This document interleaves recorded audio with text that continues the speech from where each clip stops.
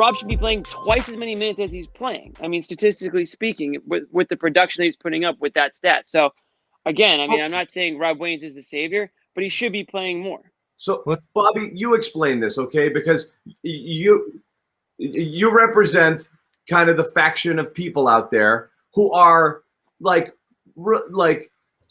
who don't take the bait. Well, no, who don't take the bait, so to speak, okay? You know, you have the Rob Williams overreactions, and many of them unwarranted, and maybe last year people were clamoring for more Rob when he wasn't ready. But every single thing about him this year says he's more ready. What, again, do you think the hesitation or reluctance is there to play? And, again, we know, like, oh, it's not a great matchup for him. You know, having him disappear for an entire playoff series last year, that just makes no sense to me, given, again, the positives, I think, outweigh the negatives. Are you so afraid for what he's going to do defensively or the lapses that he's going to have that you can't figure out that there's like not you, but like what Brad or whatever can't figure out that, oh, there's some good and some bad, and I'll live with it, especially when the counter is Tristan Thompson, you know, I mean, which Thompson was fine tonight. But again, you look at those two guys, and I just don't understand how you would play one more minutes than the other. Well, it's better than last year if we're going to compare it to that. There were games where Rob didn't play, period, last year. And now which I don't get. I never got. It's the same argument with Neesmith. He should have been playing 10, 15, 20 minutes every game last year. Well, he's been better this year, and they found ways to get him involved this year on a consistent basis. We didn't like the way he was doing it with double bigs and all that stuff, and then eventually he got back to just finding Rob in rotation with the bench unit, and that works comfortably so far. We kind of had a similar conversation with Pritchard, too. Oh, why don't they start Pritchard? Why isn't he getting bumped up here? Well, they put him in a good spot to succeed against these bench units, and it worked again today with him and Rob. They just crushed second units with Tatum out there playmaking. So it's as much staggering them in the good portions of the game as anything else. And that's another thing I think Brad has done fairly well this year. I mean, all this criticism of him is putting guys in the right situational minutes to find success. I mean, if you threw Rob out there in a spot start today against Jokic, this probably would have gone much worse for Rob and the Celtics as a whole here. Thompson didn't have a great game, but he's a sturdy presence and had a okay performance against Jokic. I mean, even Anthony Davis wasn't stopping some of those shots. Wait a second. Who had an okay performance? I thought Thompson was okay here.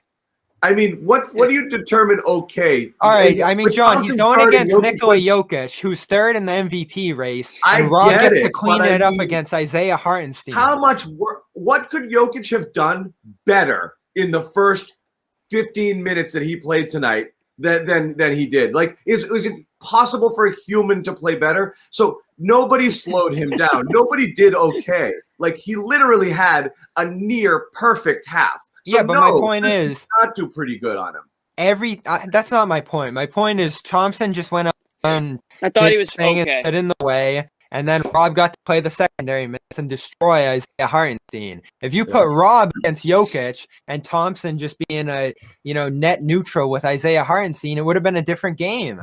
You put Rob in a position where he can just destroy the opposing center in the bench unit, which I think is a smart way to handle this right now. Now, ultimately, as we talk about some of the changes on this team that they can make, you can get Tice out of here. You can get Thompson out of here, which I'm all for either one of those ideas at this point to get Rob more minutes, because I agree with you. He should be playing more minutes. I don't think he should be starting, and I feel the same way about Pritchard. We saw Pritchard struggle immensely in a spot start over the weekend against Detroit. Yeah, I agree with that. I've been saying the whole time, you don't need to start Pritchard. Once Marcus Smart comes back, just let Pritchard come off the bench. What he gives you off the bench is fine. Let's not rush him into something that he's not comfortable with, or he's just not there yet. You know, you have a good thing. You have some depth coming off the bench. Keep it that way. They went with a 9-man rotation tonight. 1, 2, 3, 4, 5. 9-man rotation. True 9-man rotation. When Smart comes back, you know, I assume Green is out. So I mean, those are your 9, and then you got Tice. So I guess I don't know what you're going to do there, if there's still a trade to be made, or if they go to a 10-man. But finally, you didn't get like the 13, 14 guys that Brad's been, putting out there every game. And you're just like, why is Carson in the game? Why is, Teague, and, why are these players playing when you have a Neesmith and a Rob and a Pritchard and whoever else on the bench? So this just made more sense tonight. And I don't know if Sunday's a great rotation had anything to do with it. I don't know if Brad had to take a harder look at things, and maybe he spoke to some of his stars like Jason and Jalen, and maybe they said the same thing. Like, why are we playing 14 guys every game? Like, I don't know, but something was different tonight.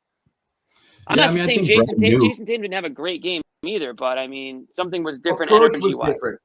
Yeah, I mean, it was obvious from the get-go. They weren't set for shots early. They got into bad habits late, but in the beginning, it was great. The distribution, a ton of assists early. They did fall into that little trap where they started kind of just jacking him. Tatum had not a great stretch in the third where he was forcing a few shots. But for the most part, their approach, they clearly went in today and they're like, we got to distribute the ball more and play with higher energy. They did. And then Brad, as we said, shortened the bench a little. Josue, I cut you off. Jump in there.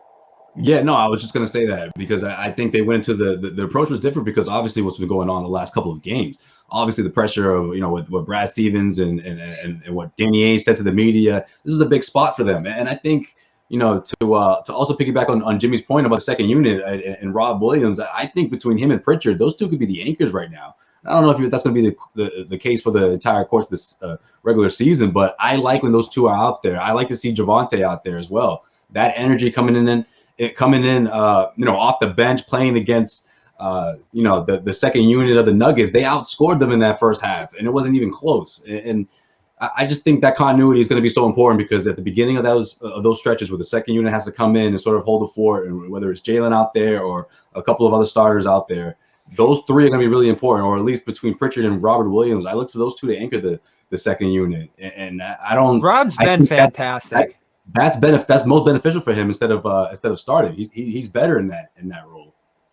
And to go off what I was saying before about Rob, there were minutes in this game where he had to rotate against Jokic, and I saw one of the commenters said as well he did a good job. There was one play where the Nuggets kind of got screwed on a foul call. He was rolling toward the basket, and they called it on the floor. Rob got right back in the lane and forced a turnover there. The steals, the fourth quarter rebound, and Jokic was out of gas in the fourth, and that's when Rob really took it to him on the boards. There was a triple chance opportunity that the Nuggets had that they couldn't convert because Rob was in there holding in the space in the middle. I don't think Rob's stronger end of the floor has been defense this year, but this was a good defensive game from him and the team. Again, he is what he is in that regard. He's a good help side defender, and he's a deterrent in the rim there. And he's got active hands. So I mean, awesome rebounder too. I can't believe how good he's gotten at that. Rebounding is great. He just gets up quick and he gets the ball. So I mean, he does so many things well. I do think you're right. That pool of what he doesn't do well is shrinking to the point that it doesn't. I'm not concerned anymore. And you're right, Bobby. It's different than last year. We talked about, this series isn't for Rob, but to not play this series isn't for Cantor. Just to have these guys disappear for an entire series at a time is strange. Like, are you that afraid? Right. We've had this conversation, but the center position this year, it's not much better, but it's better overall. Well, speaking of it, Daniel Tice obviously didn't play tonight. Celtics win the game. We're talking about Rob. We're talking about Thompson holding his own. To the Celtics, is Tice an expendable player? Because he is a guy that is tradable, and there don't seem to be many of them on the Celtics if they are looking to make some sort of move. Well, he's tradable because he's cheap and he's on an expiring. Right. And he's playing a position where they have other players that can play the position. I think he's valuable too. He rounds out a trade. He might be more valuable to you than he is to someone else. To someone else, I think it's a throw-in on a deal because you're trading him to someone that doesn't need him, nor do they want him. So he doesn't have really value to anyone else. Yeah. To anyone else, he's $5 million. That's it. Because he's expiring, and that's it. You're just rounding out a deal. You're trading him to a team that's out of it. So he doesn't have value because you're not trading him to someone who wants him. Tice gets talked about on the show like you barely have any players that can. But it's not that he's not good. The trade needs. If he's in a trade, he doesn't have value because you're acquiring him. There's no team in the NBA.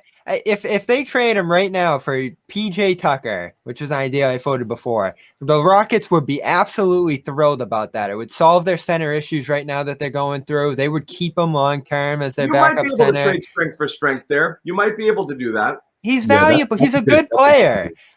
I mean, this guy, I'm not saying he's Al Jefferson 2008, but he's I was thinking a good rolling player. It up for a bigger – and to me, that would be a team that's out of it. But you're right. You could trade strength for another competitive team that needs something that they don't have. Yeah. Yeah, so I ultimately think that Tice does need to go, just because I think he's going to be more valuable than what they're able to keep here. And they're going to have to think about Rob Williams' extension possibly at some point down the line. So Tice just doesn't factor into the future here. Even though I love him, even though he's been a great player here for a couple of years, I think he's going to have to be involved in some sort of deal here, just to give another team a piece that they would want, and to clear out the center spot a little bit here, especially if they actually do end up going with a center or front court player like that, Young or Vucevic here. They're going to need to kind of trade out some pieces to keep some spots open here. So I think Tice, it's tough, because I would love to keep Tice around and have him be the starter. He's been the best center on the team this year, but he's not going to be around. So it would just be kind of stupid to keep him and have him be another bench guy who just leaves for nothing at the end of the year. A lot of people are saying trade Thompson. I don't know if you can trade Thompson right now, dude. I've said that too, but I've talked to a handful of people who think you can. $9 million's not that much, so it's not. It's a drop in the bucket. Yeah, so he would be part. I think what you mentioned. It's another John, thing, though. Nobody really wants him or needs him, right? I mean, it's similar to he'd just be money in a deal. So the Celtics have a hard cap situation.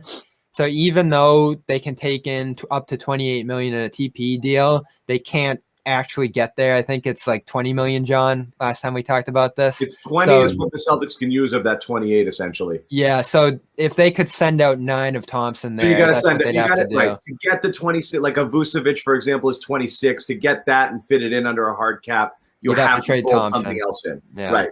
But you could do it with Tyson another body, because Tyson is 5 plus another 1 or 2. So you could find a way. You find a way to make it work if you're going to do it. The TPE is the bulk of it, and you're going to move bodies in addition. Before we move on to that stuff, because we're going to get there for sure. What do you guys think of Tatum tonight? Because we did find out before the game in his and Bobby, you were in the